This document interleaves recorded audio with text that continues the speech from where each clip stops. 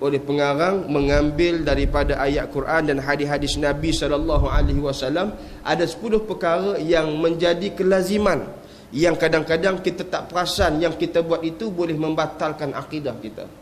Kerana akidah kita seperti mana yang saya sebutkan sebelum ni, dia tidak duduk dalam keadaan statik, tuan-tuan. Akidah kita ni kok dah dulu kita masuk Islam, Islam yang ada dekat kita tu dia tak akan sampai kita mati sama je. Akidah yang kita ataupun 2 kalimah syahadah yang kita ucap, daripada kita mengucap hal itu sampai kita nak mati sama je dah. Disebutkan oleh para ulama, dia ada tahap-tahap dia. Dia ada kadang-kadang perkara yang kita buat, jika sekiranya kita tak pelihara, kita tak jaga, kita tak awasi dia, menyebabkan Islam kita itu akan terbatal.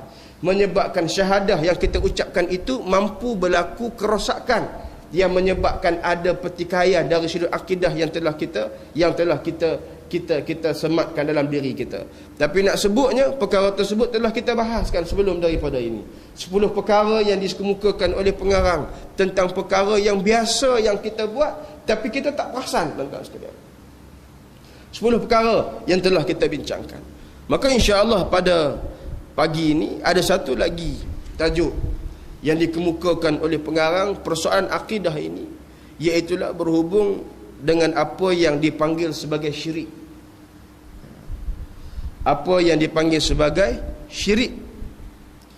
Syirik ni, tuan-tuan sekalian, disebutkan oleh pengarang dari sudut maknanya, perkataan itu membawa maksud mempersekutukan Allah Subhanahu wa ta'ala dengan sesuatu yang lain pada sifat uluhiyahnya, yakni berhak dicintai, disembah, dipatuhi perintahnya dan didoakan kepadanya, ataupun kita syirik dari sudut sifat rububiyahnya, yakni yang menjadikan, yang mentadbir, yang mengurus alam. 2 perkara tu. Syirik ni dia boleh berlaku dalam sudut kita mempersekutukan Allah Subhanahu wa ta'ala dengan sesuatu yang lain pada sifat uluhiyah Allah. Sebab kita bincang, memang ada sebahagian para ulama pembahagian uluhiyah dengan rububiyah ni ada perbahasan. Tapi hasil kita menggunakan kitab Muqaddimah Akidah Muslimin ni, pengarang dia bawa perbahasan uluhiyah dan rububiyah.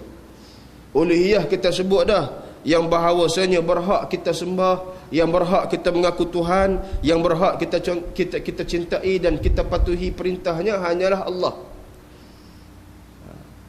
Lalu pengarang sebut ada kadang-kadang syirik itu daripada sudut kita mensyirikkan Allah dengan sesuatu dari sudut uluhiyah. Kita mempersekutukan Allah dari sudut kita mengakui ada Tuhan selain daripada Allah, ada Tuhan yang selain boleh kita sembah. Ini syirik kan?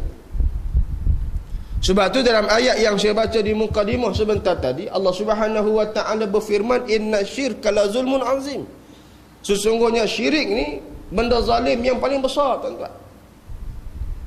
Antara minal kabair, antara yang disebutkan dosa-dosa besar ialah mensyirikkan Allah Subhanahu wa ta'ala, yang kita lihat hari ini sedikit sebanyak melata dalam masyarakat. Yang kalau kita lihat 10 perkara yang kita bincangkan sebelum daripada ni, ada perkara-perkara yang sebahagian daripada kita terlepas pandang. Bagi contoh disebutkan oleh pengarang, makna syirik tu kita mempersekutukan Allah mempersekutukan Allah dengan sesuatu yang lain pada sifat uluhiyah. Sifat uluhiyah Allah sahaja yang wajib kita sembah. Tapi mungkin kita kata, ustaz, saya memang mana pernah masuk tokong Hindu pergi sembah. Memang, tuan-tuan, saya tak pernah tidak pernah pergi masuk tokong Buddha apa pergi sembah. Memang. Tetapi dari sudut kadang-kadang kata-kata kita, dari sudut pengiktirafan kita, tuan-tuan sekalian, kita mengiktiraf, kita meyakini Tuhan yang selain daripada Allah itu kadang-kadang boleh beri rezeki, contoh, boleh memberikan kita kesihatan, boleh memberikan kita kepada kita sesuatu yang kita sedang hajati, menyebabkan, tuan-tuan sekalian, kita berlaku syirik kepada Allah Subhanahu wa ta'ala. Wa'ayazubillah. Yang kedua, tuan-tuan sekalian, iaitulah kita mempersekutukan Allah Subhanahu wa taala dengan segala sesuatu dengan sifat rububiyah Allah. Dengan sifat rububiyah Allah inilah yang kebanyakan berlaku dalam masyarakat. Sifat rububiyah Allah yang kita bincangkan sebelum ni, kita kena i'tiqad yang mentadbir alam ni, yang mengurus alam ni, yang mencatur segala-galanya ialah Allah. Yang mencatur segala-galanya ialah Allah. Tiba-tiba kita yang cerdik pandai ni, tuan-tuan sekalian, kita kata tak ada kaitan dengan Allah apa yang berlaku pada hari ini. Gempa bumi di Padang tak ada kaitan dengan Allah, benda tu biasa, putaran alam. Putaran alam, H1N1 juga tidak kaitan dengan Allah. Penyakit, mai penyakit buat macam mana? Macam masuk dalam paper semalam 2 hari lepas. Kita berdoa mudah-mudahan tidak ada apa-apa. Disebutkan sekarang ni antara tempat yang kemungkinan cepatnya wabak H1N1 merebak ialah kemungkinan di Mekah Al-Mukarramah.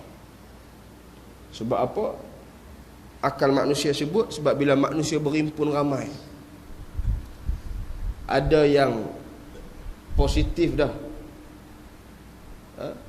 penyakit tu nak pergi juga. Contohlah, cek kesihatan tak luluh, tapi dia guna ciluk kot belakang, lepas. Contoh. Sebab main moga ramai tuan-tuan sekalian.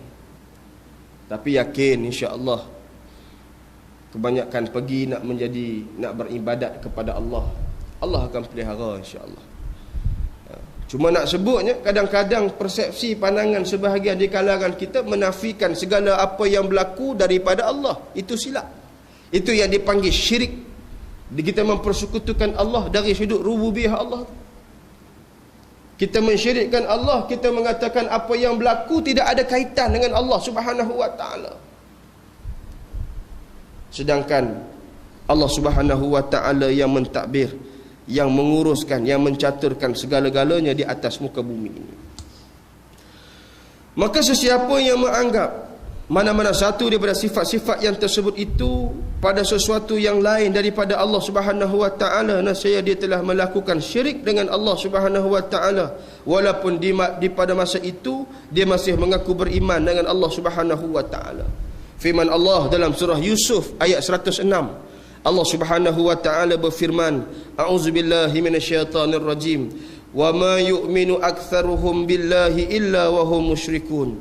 Meskipun kebanyakan mereka beriman kepada Allah Subhanahu wa taala, dalam pada itu mereka tidak sunyi daripada berbuat syirik kepada Allah. Disebutkan oleh Allah. Sekalipun umat manusia ramai, sekalipun umat manusia ni ramai mengaku beriman pada Allah, tetapi sebahagian di kalangan mereka Allah sebut tak terlepas daripada melakukan syirik. Sebab itu tuan-tuan sekalian, Sayyidina Umar Al-Khattab radhiyallahu taala anhu mengingatkan kita dengan kata-kata dia yang masyhur, hasibu anfusakum qabla an tuhasabu, hisablah diri kamu sebelum kamu dihisapkan di hadapan Allah. Kita ni kena rajin muhasabah tuan-tuan. Kita ni kena rajin tengok daripada pagi kita start mula sampai kita nak tidur semula, apa benda yang kita buat hari ini. Kita tengok tilik ataupun kita kaji semula perkataan yang kita ucapkan, perbuatan yang kita lakukan, ada tak terpaut kepada unsur-unsur yang boleh jatuh syirik kepada Allah Subhanahu wa taala. Bila ada tuan-tuan sekalian, kita kembali melafazkan syahadah, kita kembali memohon keampunan daripada Allah. Itu tujuan dia kenapa Sayyidina Umar sebut begitu. Kita kena rasa diri kita ni kerdil di hadapan Allah. Kita kena rasa diri kita ni kadang-kadang kita terdedah kepada dosa. Sepatutnya begitu. Tapi hak duk berlaku ni tuan-tuan sekalian, dia tak boleh rasa begitu. Dia duk rasa apa hak dia buat betul belaka. Apa hak dia buat betul belaka. Dia tak terlibat langsung